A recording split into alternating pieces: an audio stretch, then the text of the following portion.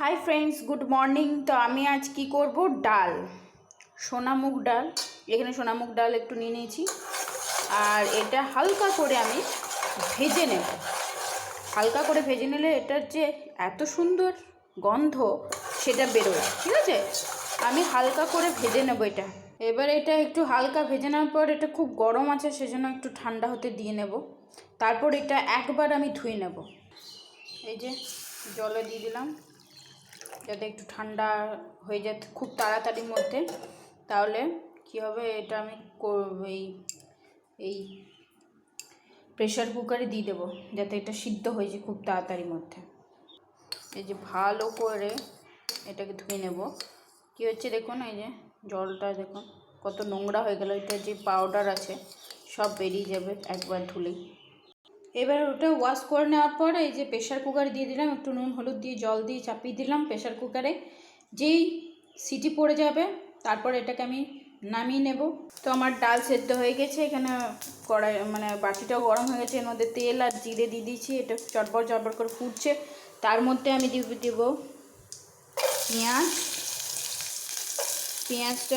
পেঁয়াজটা দিয়ে দিলাম।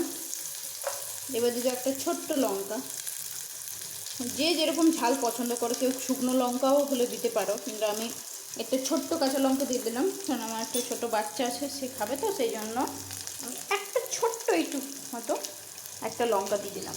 তো এবারে এটাকে আমি ভেজে নেব।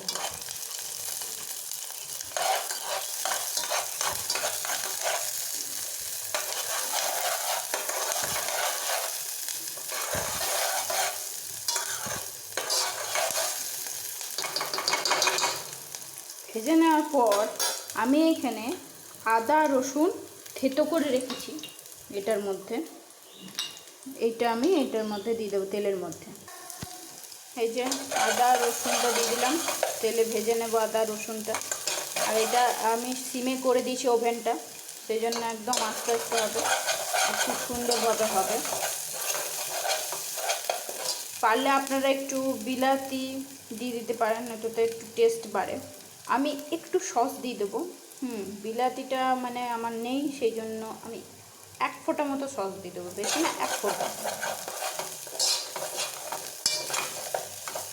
আর বিলাতি যদি আপনাদের থাকে, অবশ্যই বিলাতিটা বা টমেটো যা বলেন আপনারা, এটার মধ্যে দিয়ে দেবেন, টেস্ট আরও সুন্দর পাবেন।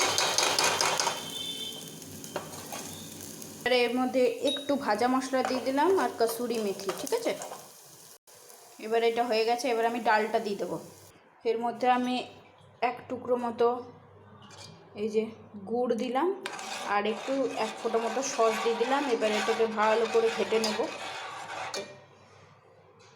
এবার এটাকে ঘন করে নেব, খেতে পারে জোরে করে দিলাম। এবারে টকবক টকবক করে ফুটলে হয়ে যাবে আমার ডাল। থ্যাংক ইউ সো মাচ যারা যারা আমার চ্যানেল ভিউ করছেন আর যারা যারা সাবস্ক্রাইব করছেন, তাদেরকে অসংখ্য অসংখ্য ধন্যবাদ। Bye bye.